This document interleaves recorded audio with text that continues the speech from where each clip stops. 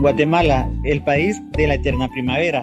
El día de hoy les queremos hablar un poco sobre la historia, ya que sabemos que Guatemala es rico en geografía, en cultura y en historia. Los invitamos a que se queden a ver el video. Bienvenidos. El territorio de Guatemala estuvo comprendido en la región cultural conocida como Mesoamérica. Se estima que los primeros pobladores habrían llegado alrededor de 8000 a.C., aunque las primeras civilizaciones mayas se formarían durante el periodo preclásico entre el 2000 a.C. y 250 después de Cristo. Durante este periodo se desarrollaron ciertos sitios arqueológicos como Caminal Cuyú, Tacalic Abaj, la cual sería la ciudad más antigua documentada en tierras bajas mayas. Las ciudades del preclásico habrían sido abandonadas alrededor de 100 a.C. Ya durante el periodo clásico entre el 250 y 950 después de Cristo se desarrollaron ciudades como Aguateca, Quiriguá, Piedras Negras y el muy conocido Tikal, que fue uno de los mayores yacimientos arqueológicos y que habría sido uno de los reinos más poderosos de los antiguos Mambo. El periodo clásico se caracteriza por un amplio desarrollo urbanístico y el desarrollo del calendario de la cuenta larga. Además, destaca la complejidad del panorama político ante la creación de diversas ciudades-estados que participaban en un juego de amistades y alianzas. Al igual que durante el periodo preclásico, las ciudades del clásico fueron abandonadas hacia el 950 después de Cristo.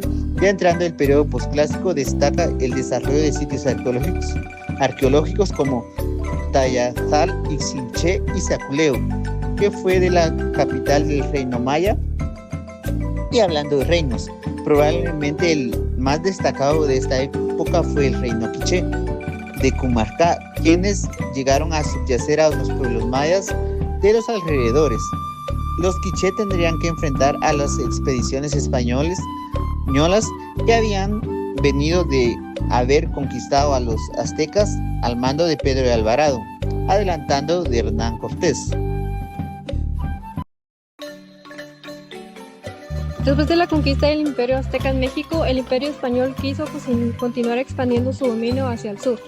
Y en este contexto, Pedro de Alvarado, uno de los capitanes de Hernán Cortés, fue enviado en 1523 a conquistar los territorios que hoy conocemos como nuestra bella Guatemala. Alvarado llegó acompañado por un pequeño ejército, pero muy bien equipado. Traía caballos, armas de fuego, traía también espadas de acero y soldados entrenados en técnicas militares europeas. Y asimismo lo acompañaban aliados indígenas de México, como los tlaxcaltecas, que se unieron a los españoles por conveniencia. Al llegar a lo que hoy es Guatemala, Alvarado encontró un territorio muy grande, habitado por varios pueblos mayas, en los que destacaban los quichés, cachiqueles y tuzoliles. Estos pueblos tenían una cultura rica y antigua, con sistemas políticos, incluso religiosos y sociales complejos. Sin embargo, algo que jugó a favor de ellos fue que los grupos estaban peleados. Entonces, por ende, era más fácil realizar la alianza. Después de la conquista de Guatemala en 1524 por Pedro de Alvarado, fue donde comenzó la época colonial, un periodo que duró 3 siglos, durante los cuales el territorio guatemalteco fue controlado por el Imperio Español.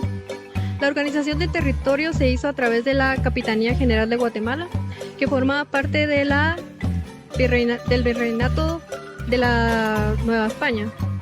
Esta capitanía no solo incluía Guatemala, sino también El Salvador, Honduras, Nicaragua, Costa Rica y Chiapas, con capital en Santiago de los Caballeros, hoy conocida como nuestra antigua Guatemala. Asimismo, durante la colonia, la sociedad estaba dividida en un sistema de castas, donde las personas eran clasificadas por su origen étnico. En la cima estaban los peninsulares, nacidos en España, que ocupaban los cargos más importantes. Le seguían los criollos, que eran los hijos de los españoles nacidos en América, los cuales eran ricos, pero no tenían el mismo poder político que los peninsulares. Luego estaban los mestizos, producto de la mezcla entre españoles e indígenas, los cuales tenían empleos de medios a bajos. Y en la base estaban los indígenas, que eran la mayoría de la población. Sin embargo, eran explotados y tenían pocos derechos. Y finalmente los afrodescendientes, y muchos de ellos eran traídos como esclavos desde África. solamente venían para eso. ¿Independencia o caos? Independencia más bien fue cambiar de amo.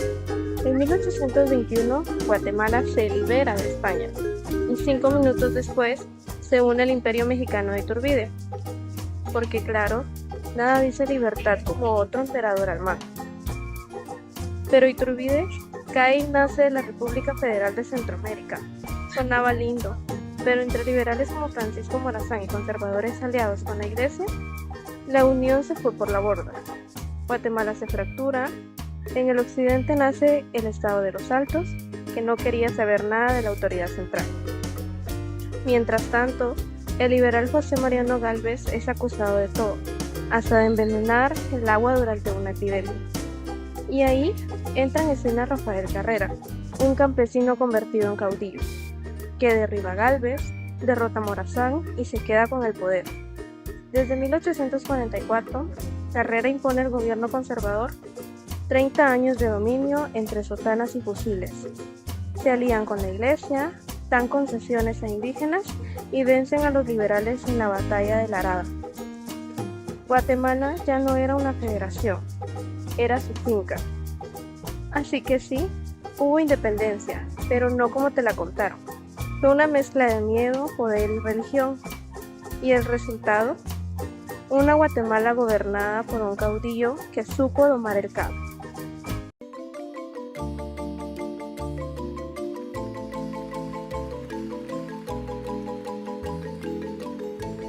Durante esta época, Rafael Carrera consolidó diversas reformas conservadoras, tales como concesiones a indígenas guatemaltecos y además, durante la Batalla de la Arada, Carrera logra sellar la hegemonía conservadora de la región en la que repele la invasión de Honduras y El Salvador, que habían formado una coalición liberal para someter a Guatemala. Y hablando de conflictos, también se demuestra el apoyo a Costa Rica durante la Guerra de los Filibusteros, expulsando a William Walker de la región y a México durante la Guerra de las Casas, reprimiendo la rebelión de los nativos mayas en Yucatán. Otro hecho importante fue la expansión británica en Centroamérica ante la creación de Honduras Británica en el área de Belice, el cual había sido un territorio de la Capitanía General de Guatemala, poco explorado por los españoles desde la colonia. Incluso se entregó concesiones a los británicos para explotación maderera.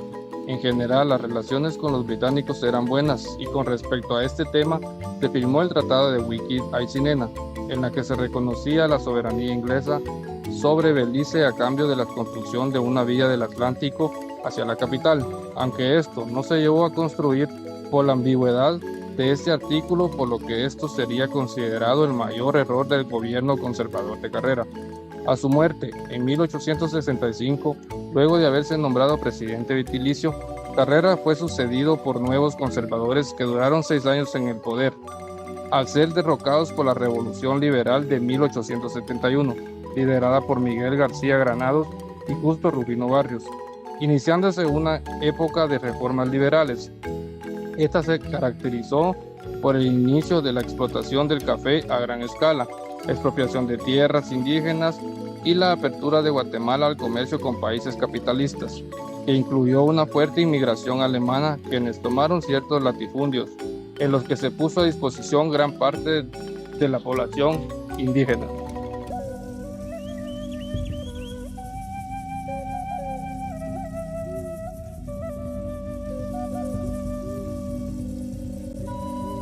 Resalta el gobierno de Barrientos, quien con su conocida intentona de Barrientos buscó la reunificación de Centroamérica siguiendo la tendencia liberal, aunque sería asesinado en El Salvador durante la batalla de Chalchapa, dando fin a los intentos de la reunificación de la región.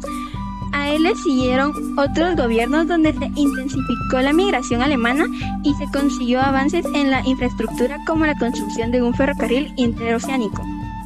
Hacia 1898 llega al poder Manuel Estrada Cabrera, un último liberal de este periodo. Su gobierno se caracteriza por el ascenso de la Unity Fruit Company como principal fuerza económica del país, con lo que, si bien por un lado se mantuvieron las desigualdades entre criollos e indígenas, por otro se logró mantener la economía estable, esto a pesar de factores externos como la construcción del Canal de Panamá, que hizo inútil al ferrocarril interoceánico de Guatemala, la caída de los precios del café y los terremotos de 1902, 1917 y 1918.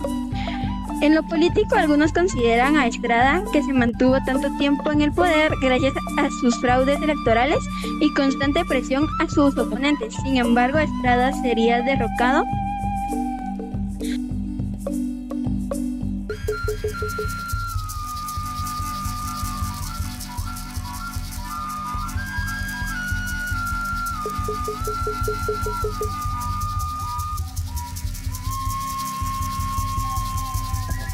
En este periodo se intentó instaurar un marco constitucional para consolidar la democracia, siendo Juan José Arévalo el primer presidente electo democráticamente. De hecho, muchos lo consideran uno de los mejores presidentes de Guatemala, ya que mantuvo la estabilidad política a pesar de los múltiples complots para derrocarlo y por integrar a las clases más pobres de la ciudad y sociedad guatemalteca. Arévalo fue sucedido por Jacobo Arbenz, quien destaca por promulgar el decreto 900, en el que explotaría ciertos terrenos ociosos de la UFCO, por lo que sería acusado de comunista, y tras un golpe de estado organizado por Estados Unidos y financiado por la UFCO, renunciaría al cargo, dando inicio a un nuevo periodo de inestabilidad en donde gobernaron diversas juntas militares. A estos gobiernos revolucionarios le sigue una serie de gobiernos contrarrevolucionarios que derogaron algunas de las reformas impuestas por Arévalo y Arbenz. Esto sería el preludio de un hecho sin precedentes, la Guerra Civil de Guatemala, como respuesta a tantos años de concesiones a poderes oligárquicos como la UFCO, mientras desigualdades sociales se mantenían vigentes. Lo anterior incentivaría la creación de algunos grupos guerrilleros, como el Movimiento Revolucionario 13 de Noviembre, que aliados a diversos movimientos insurgentes de izquierda lucharían contra el gobierno. Por esto, estas guerras se enmarcan dentro del contexto de la Guerra Fría.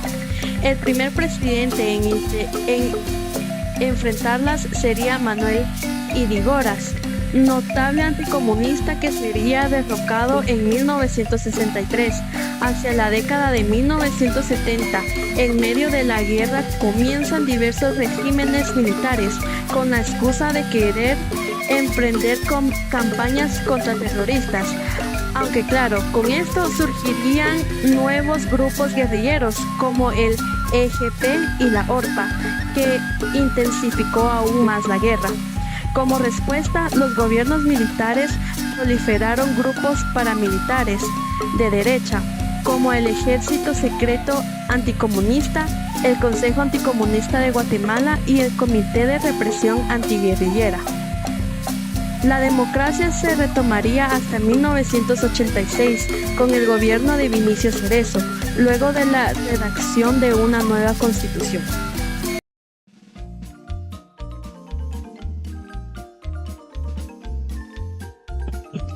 Estos nuevos gobiernos civiles seguirían afrontando la guerra civil, que se vio prolongada hasta 1996 por factores como la Revolución Sandinista de Nicaragua, con un nuevo punto donde los insurgentes podrían obtener sus logísticos.